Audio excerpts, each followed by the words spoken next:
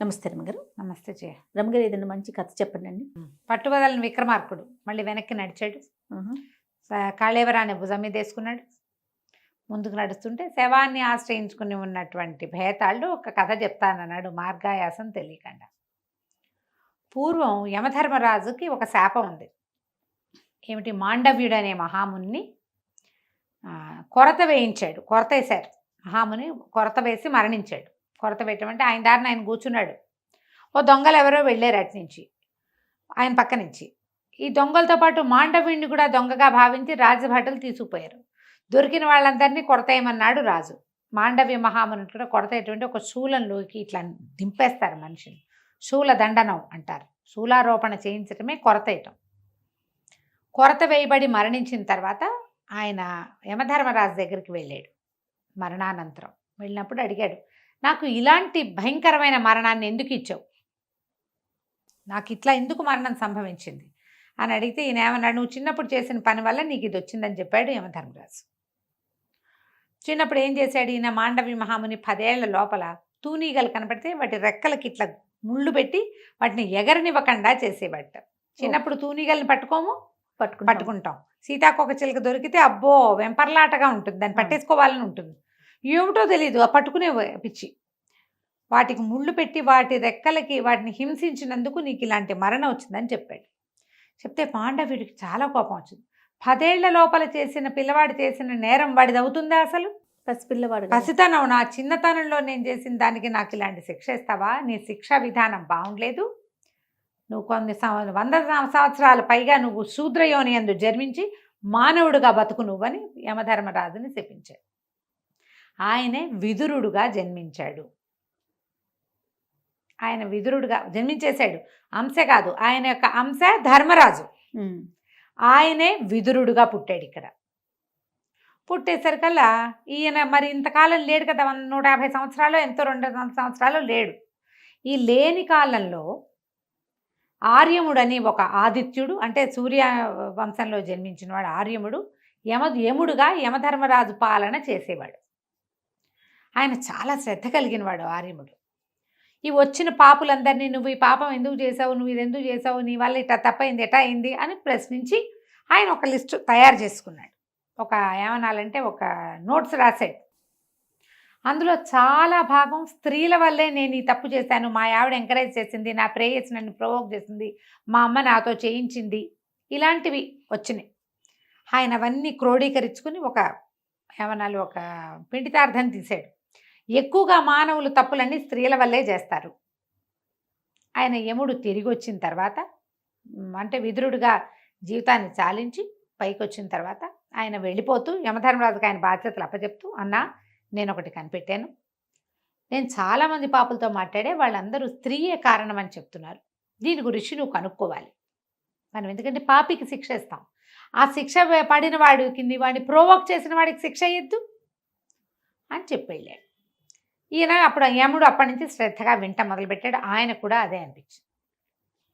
ఇప్పుడు పాపితో పాటు వాడిని ప్రోవోక్ చేసిన స్త్రీకి కూడా ఆ శిక్ష పడాలి, పురుషుడితో పాటు శిక్ష పడాలి స్త్రీలకు కూడా అని ఆయన ఏం చేశాడు, తన అనుయాయుల్లో చండు అనేవాడిని ఒకడిని పిలిచాడు. చండుని పిలిచి, నాయన నువ్వు భూలోకంలో పుట్టు, వెళ్ళు, నీకు కావాల్సిన పేరు పెట్టుకో, నీకు 1,00,000 వరహాల ధనం ఇప్పిస్తా, వివాహం చేసుకో, వ్యాపారం చేయదో, 10 సంవత్సరాలు భూలోకంలో గడుపు.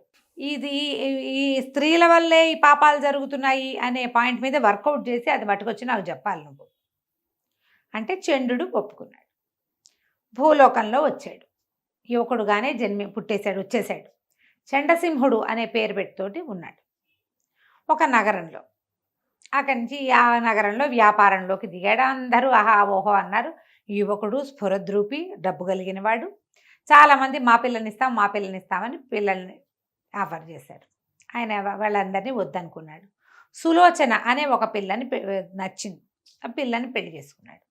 ఈ సులోచనకి 3 చెల్లెళ్ళు, 2 తమ్ముళ్ళు. వాళ్ళ వంశగౌరవం చాలా అద్భుతమైన గౌరవం ఉన్న వంశం వాళ్ళది. వాళ్ళ దగ్గర ఏం లేదు వంశగౌరవం తప్ప. చాలా పేద స్థితిలో ఆ పిల్ల మహాద్భుత సౌందర్యవతి రాసి ఇంటికి పెద్దది, జ్యేష్ఠురాలు, బుద్ధిమంతురాలుగా భావించి ఆ అమ్మాయిని పెళ్లి చేసుకున్నాడు. ఇక అక్కడి నుంచి ఆవిడ ఎట్లా అయిందంటే భర్త డబ్బు తన డబ్బుగా భావించింది. ఆమె ఏదంటే అదే. చెల్లెళ్ళిద్దరికీ అద్భుతమైన పెళ్లి సంబంధాలు చూసి పెళ్లి చేసింది. తన మాట కాదంటే ఒప్పుకోదు. తమ్ముళ్ళిద్దరికి పెట్టుబడులు పెట్టించింది భర్తతోటి. ఈయన దగ్గర డబ్బులు అయిపోవటం మొదలుపెట్టినాయి. 1,00,000 తెచ్చుకున్నాడు. ఆడంబరాలు చేసి పోసేస్తూ ఉంటే వ్యాపారంలో పెడితే డబ్బులు పెరుగుతాయి. వ్యాపారంలో డబ్బులు పెట్టినా ఆవిడ ఉంచేది కదా ఆ డబ్బుని. మా చెల్లెలకి సీమంతం, మా చెల్లెలకి పేరెంటం అని డబ్బులు లాగేసేది. వాళ్ళకి పోసేసేయాలి, ఎంతసేపు పుట్టింటి పోసేయాలి. తన తండ్రి వంశగౌరవాన్ని కాపాడడమే ఆవిడ లక్ష్యం. తమ్ముళ్ళు ఇద్దరితోటి పెద్ద పెద్ద పెట్టుబడులు పెట్టించి పెద్ద నౌకా వ్యాపారాలు చేయించింది. ఈయన దగ్గర డబ్బులు అయిపోయినాయి. అక్కడి నుంచి ఇక్కడి నుంచి ఏదో అప్పులు తెచ్చేవాడు. ఇల్లు నడవాలిగా. ఇంత గొప్పగా బతికి మామూలు బీద బతుకుతానంటే పెళ్ళాలు ఒప్పుకోవద్దు, భార్య ఒప్పుకునేది కాదు. ఆవిడ కాళికా అవతారం ఎత్తేది. అందుకని ఎక్కడెక్కడి నుంచో అప్పులు చేసేవాడు. మా బావమరుదులు వచ్చి అక్కడ తీరుస్తానని ఎంతంత డబ్బో తెచ్చాడు. బావమరుదుల్లో ఒకడు నౌక మునిగిపోయింది, రూపాయి తేల. రెండో వాడు అక్కడ ఎవరినో చూసుకుని అంతా దానికి ఇచ్చేసి ఒట్టి చేతులతో వచ్చి నా దగ్గర ఏమీ లేదన్నాడు. ఆ డబ్బు వస్తే ఇది అవుతుంది. భార్య ఇంట్లో అడుగు పెట్టనివ్వాల ఆయన్ని, చండసింహుణ్ణి. నానా తిట్లు తిట్టిపోసేది. ఈయన ఏం చేస్తాడు? ఇంకా ఆయనకు 3,000 సంవత్సరాలు 2-3 సంవత్సరాలు ఉన్నాయి భూలోకంలో. 2 ఏళ్ళు ఉన్నాయి.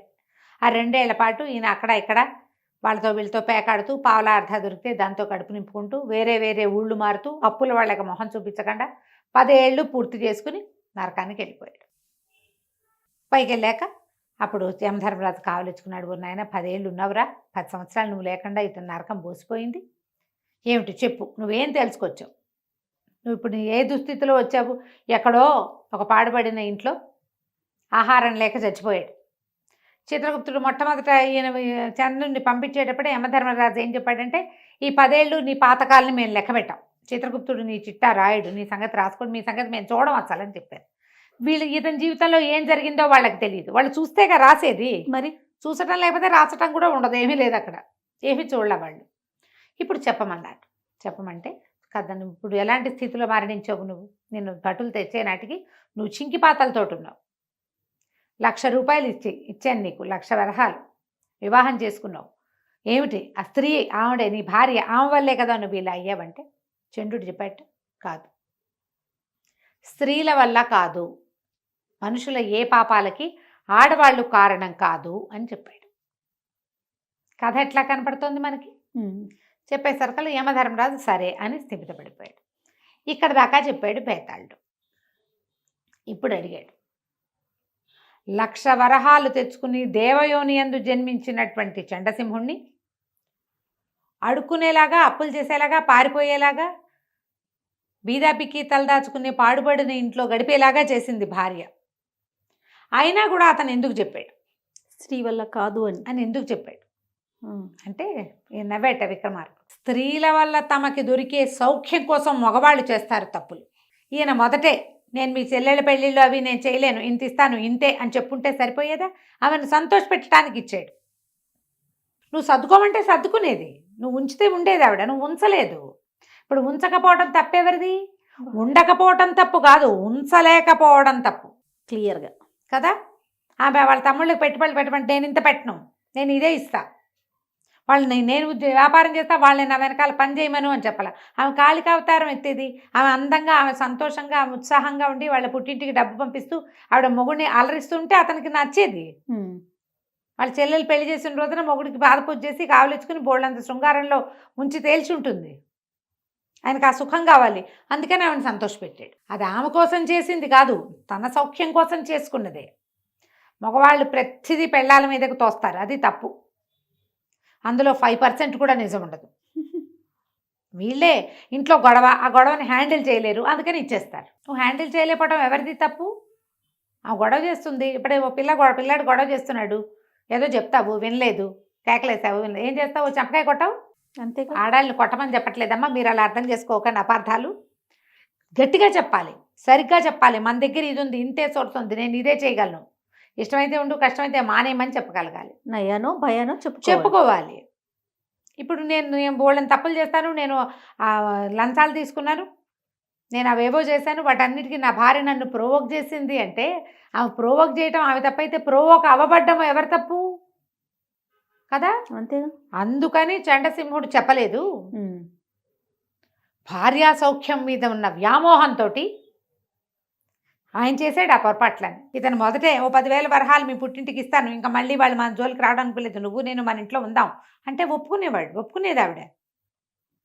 ఆమెకి భర్త సౌఖ్యం ఆమెకే కావాలి, మగవాళ్ళకే కాదు భార్యా సౌఖ్యం, ఆడవాళ్ళకు కూడా భర్త, తమ ఇల్లు, తమ వాకిలి, భర్తతోటి సుఖ సంతోషాలు వాళ్ళకి అవసరమే. భర్త తనని సంతోషపెట్టేందుకు రెడీగా ఉంటే ఆవిడ ఏ సంతోషాన్నైనా తీసుకుంటుంది అని చెప్పాడు. అని చెప్పేసరికల్లా నవ్వొచ్చింది భేతాళుడు కూడా. చాలా బాగా చెప్పావు, ఆడవాళ్ళు ఏ తప్పులకి కారణం కాదు, అందుకని నేను వెళ్ళిపోతున్నాను, నువ్వు మౌనభంగం చేసావు కదా అని వెళ్ళిపోమని వెళ్ళిపోయాడు. ఈ కథ నిదానంగా చదువుతుంటే ఉంటుంది జయ, చాలా జీవితాలు మన చుట్టుపక్కల మనకు కనపడతాయి ఇట్లా చేసినవి. ఆమెను హ్యాపీగా ఉంచడం కోసం చేస్తారు. ఆవిడ హ్యాపీగా ఉంటే తమ జరుగుబాటు ఎంత బాగుంటుందో చూసుకుంటారు. ఆవిడ డిస్ప్లేస్ చేయటం ఇష్టం ఉండదు, తద్వారా తమ రోజులు పాడవుతాయి అనుకుంటారు. ఒక 2-3 సార్లు డిస్ప్లేస్ చేశాక ఆవిడ మాత్రం తన జీవితం ఎందుకు పాడు చేసుకోవాలనుకుంటుంది, సర్దుకుంటుంది కదా. చెయ్యరు అట్లా. ముద్దుగా నేర్పిస్తే ఎవరైనా ఇంతే. రైట్ రమ్మగారు, నమస్తే. సుమన్ టీవీలో మీ పర్సనల్ అండ్ బిజినెస్ ప్రమోషన్స్ కోసం కింది నెంబర్కి కాంటాక్ట్ చేయండి.